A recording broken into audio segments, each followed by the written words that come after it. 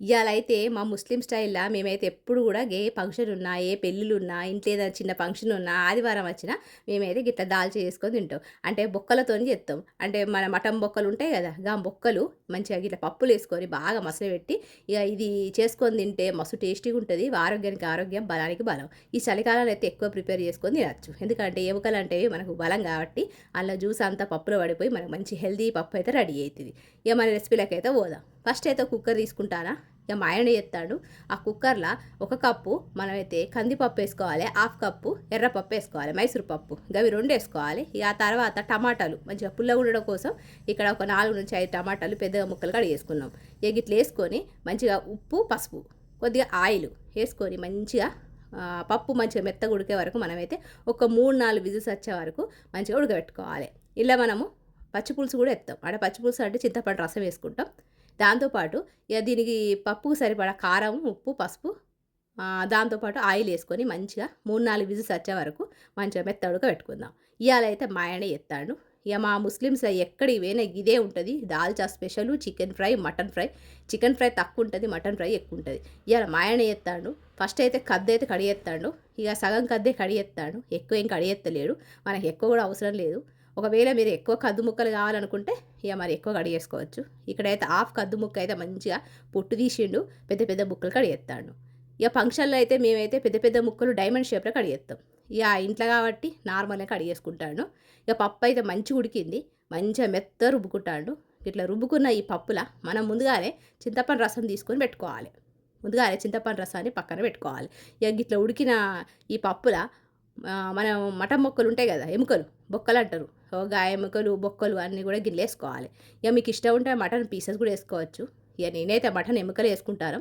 బొక్కలేసుకుంటే మంచిగా అల్ల రసం అనేది మీ పప్పులో పోయి, ఇక పప్పు టేస్టు, ఈ ఎముకల రసాన్ని కలిపి మంచి టేస్టీ అయిన దాల్చా రెడీ అయితది. ఈ బొక్కలు, ఈ పప్పు ఇవి 2 కలిపి కొద్దిగా మసలబెట్టాలి. ఇక మసలబెట్టిన తర్వాత మనమైతే పోపేసుకోలేదు కదా ఇంతవరకైతే. ఇప్పుడైతే పోపేసుకోవాలి. ఒక పెద్ద కడాయి పెట్టుకోండి. దాంట్లో ఆయిల్ అయితే 3-4 టేబుల్ స్పూన్లు ఏసుకోండి. ఫంక్షన్‌లలో అయితే మస్తు ఆయిల్ పోత్తారు. ఆయిల్ అయితే గిట్ల మీద తేలుతూనే ఉంటది. గంత ఆయిల్ మనకి ఇంట్లో అవసరం లేదు. ఇక ఆయిల్ వేడైన తర్వాత జీలకర్ర, ఆవాలు, ఒక ఉల్లిపాయ పెద్ద కడిగేసుకున్న ఉల్లిపాయ ఒకటి మంచిగా ఏసుకోవాలి. అయితే ఫంక్షన్‌లో బాగా ఆయిలేసి ఏత్తరు. ఇక అది ఆరోగ్యానికి మంచిది కాదు. ఒకవేళ మీకు అట్లా ఆయిల్ మీద కనబడాలి మంచిగా అనుకుంటే మీరు ఎక్కువనే ఆయిల్ ఏసుకోవచ్చు. ఇక ఇలా స్పెషల్ ఏందంటే మసాలాలేత్తరు. దాల్చిన చెక్క ఏత్తరు ఎక్కువ. ఇక ఇలాచి, లవంగాలు, షాజీరా ఏత్తరు. ఇక్కడ దాల్చిన చెక్క ఎక్కువేత్తరు. దానివల్ల దాల్చా ఫ్లేవర్ అనేది వేరే ఉంటది. మస్తు వాసనొత్తా ఉంటది. ఎంత మంచి వాసనొత్తదంటే ఇగ దాల్చిన చెక్క ఎత్తే ఎంత మంచి వాసనొత్తదో గంత మంచి వాస్తది దాల్చా. ఇగ గప్పుడు మనం ఏం జేయాలంటే కొద్దిగా అల్లం, వెల్లుల్లి ఫ్రెష్‌దేసుకుంటే మంచిగా గుమగుమలాడుతది. ఇగో గిట్లేసుకొని ఒక్కసారి మంచిగా కలుపుకోవాలి.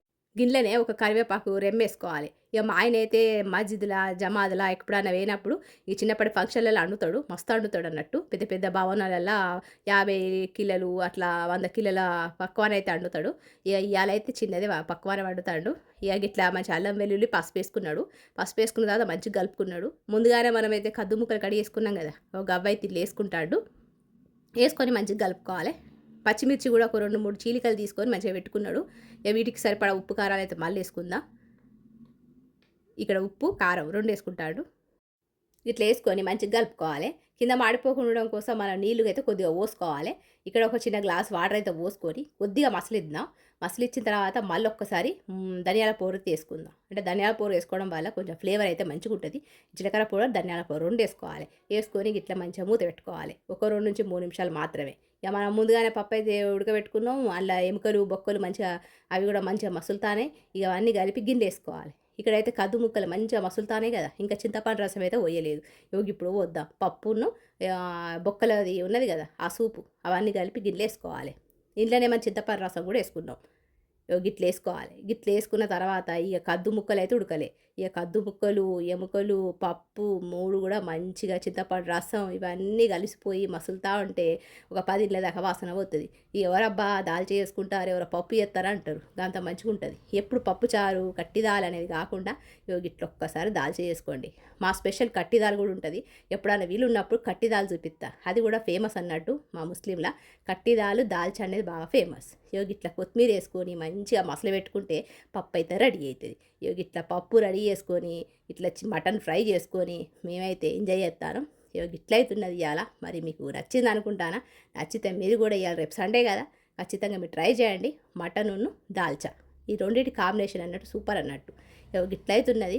కొత్తోళ్ళు ఎవరైనా చూస్తారా దాల్చా రెసిపీ? చూస్తే నచ్చితే ఒక లైక్ ఇయ్యండి. హైప్ అయితే ఇత్తనే ఇత్తలేరు. ఇక హైప్ ఇత్తేనే నాకు పాయింట్స్ వస్తాయి. వైరల్ అవుతుంది అన్నట్టు. ఎవరు సపోర్ట్ చేత్తలేరు. చూసేటోళ్ళు ఎవరైనా కొత్తోళ్ళు అయితే కొద్దిగా సపోర్ట్ చేస్తారని అనుకుంటానా. గిట్లయితున్నది. రేపటి మీద కలుస్తా మరి. ఉంటానా. కుమ్ముడే గుమ్ముడు. ఉంటానా మరి.